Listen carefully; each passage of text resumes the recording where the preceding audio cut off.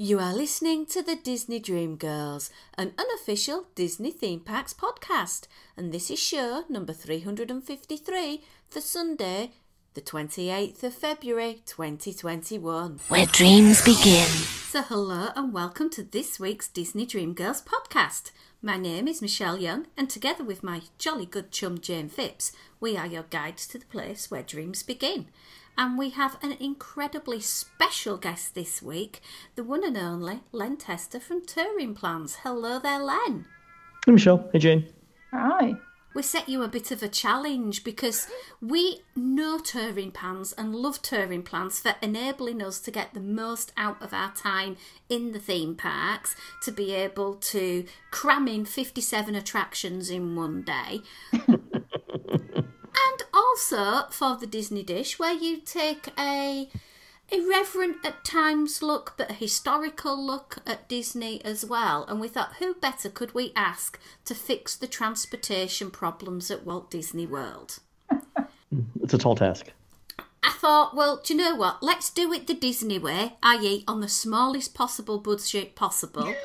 And then let's do it on the Michelle way, which is going to be basically diamond-encrusted skyway buckets, and just see what Len has got to come up with, because, you know, I think you'll come up with some wonderful ideas that are totally off the wall, as well as let's just put some band-aids on things and hope that they won't go twang. So, basically, Len, welcome to the show, and let's fix Walt Disney World's transportation. Okay, so I have a series of proposals. We'll start off with the inexpensive ones, and then we'll, like I said, go to the more complicated things. So the two things I think that Disney could do relatively inexpensively that would increase transportation quality at the parks. First thing is a walking path from Animal Kingdom Lodge to the Animal Kingdom. Oh, Yeah, sensible. So it's about half a mile, which is about the distance from the Polynesian to the Grand Floridian. Eminently walkable, right? because they spent quite a bit of money doing the Grand Floridian across to Magic Kingdom because they had to build a bridge. The bridge, right? Yeah, This is true, yeah. so they would have to build, I think, some sort of overpass. But the easiest way for them to do it is to take the eastern edge of the Animal Kingdom Lodge property and connect it to Pandora. That's the shortest path. Ooh.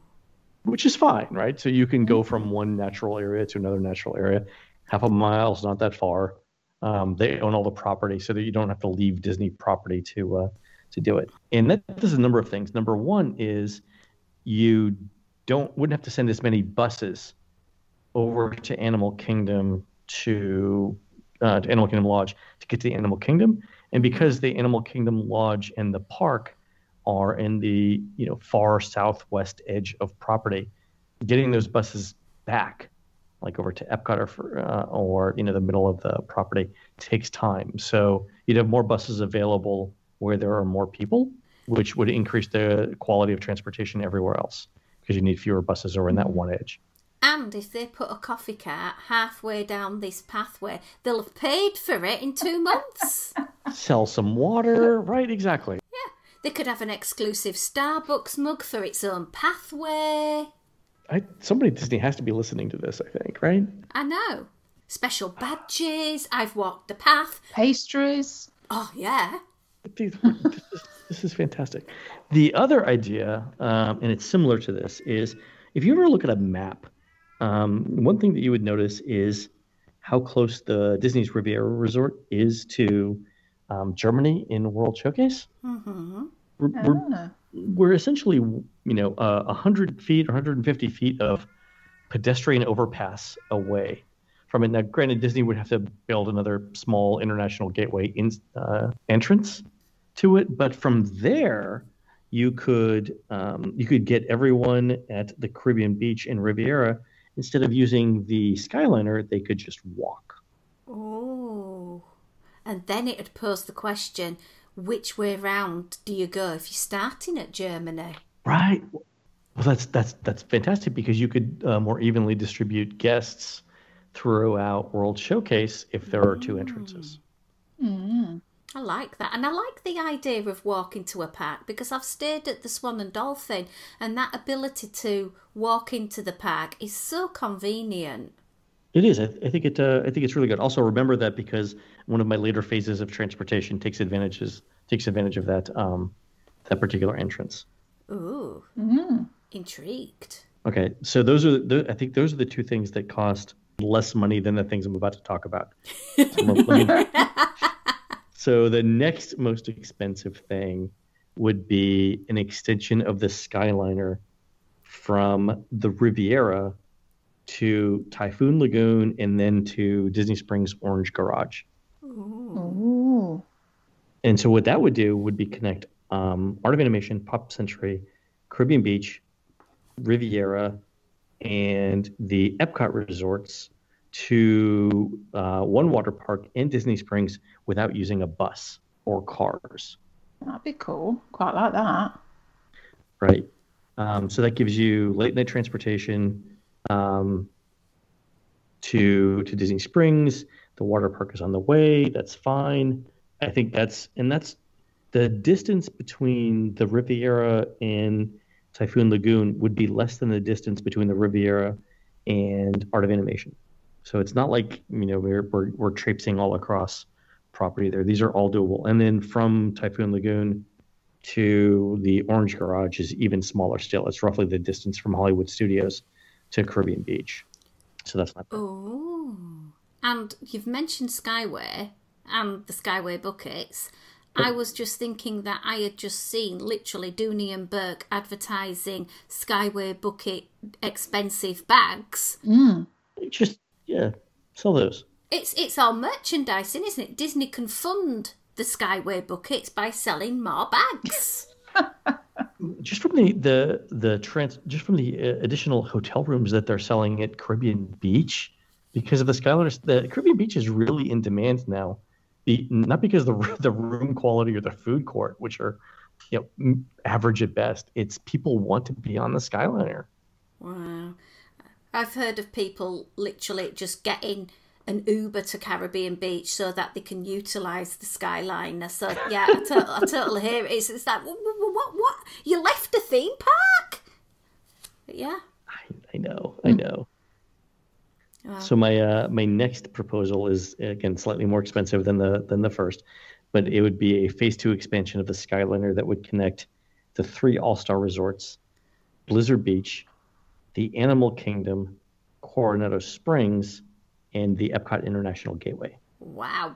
So the 3 All-Star resorts are all sort of together. It's basically the equivalent of, Boardwalk, Swan, Dolphin, Yacht Beach, and Epcot's International Gateway, right? So they've got that concentration of hotels. You use Blizzard Beach because it would use Blizzard Beach basically like you would Caribbean Beach, where it branches to the west to stop off at Animal Kingdom. So at that point, then you'll be able to take a Skyway from Animal Kingdom Lodge all the way to Epcot, and then in Phase 1 all the way to Disney Springs. So you would go Animal Kingdom Lodge to Blizzard Beach to Coronado to Epcot's International Gateway to Riviera to Typhoon Lagoon to Orange Parking Garage without having to get on a bus. So that's Zebra Domes, then down to Polite Pig for barbecue, to Amorettes, Right? and then I could go for a swim at Blizzard Beach and burn it off. Oh, it's On the way always back, food with exactly. you, Michelle. Yeah, and I'm not surprised, to be fair, but So that's my Phase 2, and it connects the value resorts. do you secretly have shares in the company that builds Skyway buckets? just asking for a friend. No, I don't. But I look at it this way. Caribbean Beach is popular now because of the Skyliner, and so Disney's able to charge more for the rooms. If you think about how Disney segments its value resorts, Art of Animation Suites at the top of the value resort food chain, and then sort of the All-Star Music family suites are next, then Pop Century and Art of Animation Little Mermaid suites. But at the bottom, the next group after that is All-Star Movies, which are the most expensive of the All-Star rooms. And then there's sports and music. Right. So those are the least expensive rooms on Disney property. So if Disney wants to charge more for those, a good value proposition is saying, well, now you can skyline all the way from here over to, you can get to 3 theme parks through the Skyliner and Disney Springs. 3 theme parks and both water parks using the Skyliner. They could charge more for their rooms. True. And I think that's how they would pay for it. I was going to say, yeah. While you're mentioning Skyliner and rooms, I think, oh gosh, this is going back a while, and you know that you've got the ability for views from the different properties. Yep. I'm sure you posted a blog eons ago about some of the views at Caribbean Beach with the big pylons in front of them. Yes. Am I right? Please talk to me more. There are a few, yes. So there's some rooms at Caribbean Beach where if you're on the second floor and you're looking either east or west, the main thing that you see is the Skyliner pylons. They're not great view rooms, but Disney to their credit, considers them standard view rooms.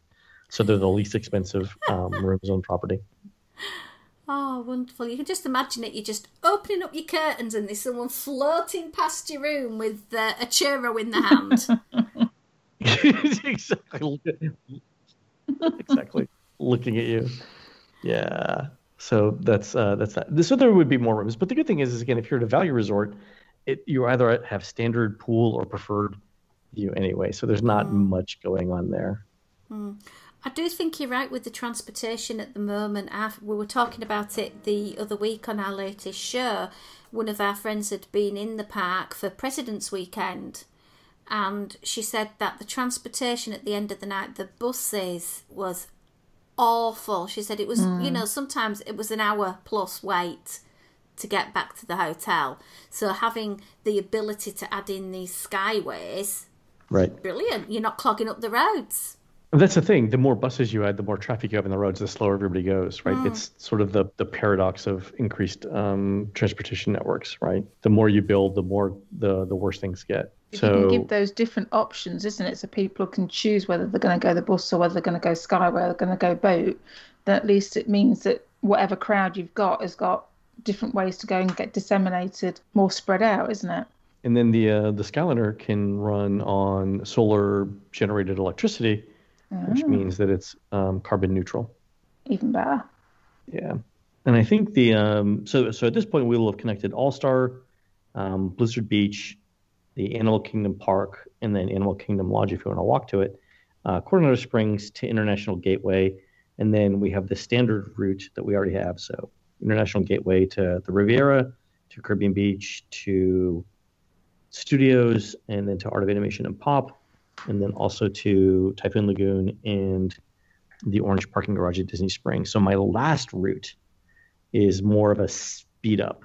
Because right now, if you wanted to go All-Star Movies to Hollywood Studios, you'd have to go through Blizzard Beach, through Coronado Springs, through the International Gateway, through the Riviera, through Caribbean Beach, and then to the studios. I would then connect Blizzard Beach to Art of Animation with a stop north to Hollywood Studios. That'll be my last phase. So that would get you Animal Kingdom to Studios by way of Blizzard Beach instead of going all the way around. And at that point, you've got a network, a true network of Skyliners. That does sound an appealing way to improve the transportation system because, as you say, it's cleaner, better for the environment, and people are using it as an attraction rather than a transportation system as well some of the time. So it makes Disney's more remote and less expensive hotel rooms more valuable. It takes buses off the road, which improves the transit time of the buses that are left and increases the capacity. And to your point, it's an attraction. People really like the Skyliner. So, yeah, I really like the Skyliner as well. I joke that with Universal buying up so much property in different locations in the north part of town, that what they need to look at is a gondola system to connect it all. No one's taking me up. I don't know. Yeah. Yeah, you can get a gondola to the far corner of a new Harry Potter land. Yep. Yeah, but I think the Skyliner is the way to connect all of it. And then the walking paths. Like, we should be able to walk from Animal Kingdom Lodge to Animal Kingdom. And we really should be able to walk from the Riviera to Epcot. Definitely. By the sounds of this, you're not doing anything at all with regards to the monorail. No. And the reason is I think the monorail is, for Magic Kingdom, is relatively self-contained. Mm-hmm. And the only thing that you could realistically run that to would be to Wilderness Lodge, or for Wilderness, I'm not sure the theme is there. I think boats would work, and they've already got boats. True. But perhaps we could have new vehicles. Oh, that's true. Like more buses? Or are you thinking about something else? Well, I'm thinking about the monorail, to upgrade it to the next Mark number, make it, utilise some solar power because it's out in the sun. Although if it starts thundering and raining, we don't want the vehicles to stop mid sort of battery storage. Yeah, but to sort of like utilise that, because the version over in Disneyland is a higher level and it is more luxurious, and it is an attraction in itself a lot more than the Walt Disney World version, which is sometimes a sweaty pile of bodies and pushchairs just wanting to get home or get to the park. I hadn't thought about that. For me, the monorail, for what it does, is adequate, but I can see how lots of people would want to upgrade it. Like longer trains, a little bit more capacity, that would be fun. Yeah. Yeah, I don't see the need with the other transportation systems of extending the monorail, because it is one of the most expensive building methods possible by the sounds of it. I think, what was it? Was it £1 million a mile or something ridiculous that was quoted? Really? $10 million a mile was what I heard back in the 80s. No. So there's actually a document on this. We all thought it was sort of an urban legend, with the $10 million a mile, but in the Buzz Price archives at the University of Central Florida, I found the document that referred to $10 million a mile, as well as they were originally going to extend it from Epcot. So you know how the monorail goes sort of around Epcot, right? Mm-hmm. They were going to extend that Epcot to the studios, and then from the studios sort of south and west to roughly where do you know where the Walt Disney World welcome sign is? Yeah. When you drive in? That was going to be like the place where you would park your vehicle and then take the monorail in to access the rest of Walt Disney World. Oh. A lot of people do park the vehicle there and take pictures, so... It's just no stopping or standing. There's a coffee cart there. It's got its own mug. You're just encouraging people, Michelle. It's not good. Enabling, because your holiday is not your holiday unless you've caused a 4-car pile-up trying to get a picture of you and the Welcome to Walt Disney World sign. It drives me crazy. I bet it does with the times that you're down there. So you've talked about Skyway, we've talked about paths, we've touched on buses, that we don't want more buses. We talked about monorail. Anything that you do at all with regards to the boat transportation? Would you like to see it utilised in different ways, or upgraded, or obliterated, or scenic tours of Discovery Island? I thought about boats. The concern that I had was where the waterways don't go exactly where you want them to. Mm-hmm. You would have to make canals. It's possible, but at that point, I wasn't sure whether it was more cost-effective to dig a canal or put up a Skyliner. So, for example, going from Coronado Springs to Epcot, you could, there's sort of waterways that go behind Fantasia Gardens, and that you could connect to around the boardwalk. And you'd have to do some canal digging there, but it's doable. I didn't know whether that was more expensive or less expensive than Skyliner. My sense is it was less expensive to do the Skyliner, and that's why I went with that.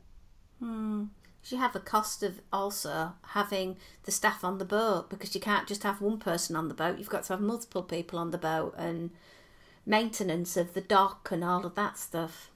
Right.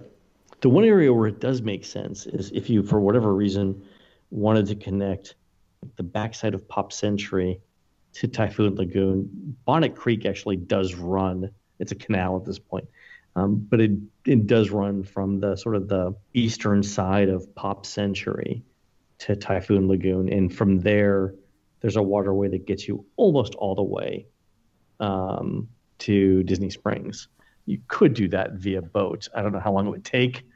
That was my other thing. I actually drew a map. I'll send you a picture of the map where I put all this stuff on it to see where sort of how it should go. But yeah, the dredging for canals seemed expensive and time consuming to me. Yeah.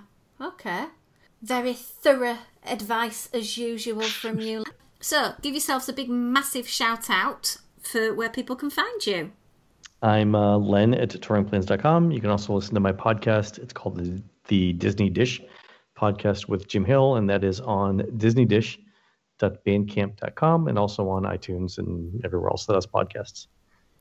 And it is the highlight of my Monday morning. Now I'm back to commuting to work, to be able to have a little chuckle on my way in and think of how are you going to name and label all of those people at the beginning of the show and what secret tasks they have. It's true. So a show that comes out tomorrow is we found the earliest known version of the American Adventure script from Epcot. So it was released 4 years and 4 months before the park actually opened. So we hired professional voice actors, professional audio engineers and producers, and we redid the entire, we actually got music licensing from BMI and ASCAP. And we did the entire show as if it was a Disney production. Oh, cool. Just tell everyone now where they can hear that. It's disneydish.bandcamp.com. It took us 3 weeks of production to do. It sounds amazing. And the funny thing was, now that we're at the end of the show, I'll keep talking. I got on the show and they patched me into the sound room where they were recording the voices. So we had professional actors come in and do their lines. So somebody was Mark Twain, and someone was Benjamin Franklin, and someone was Will Rogers, and someone was Susan B. Anthony.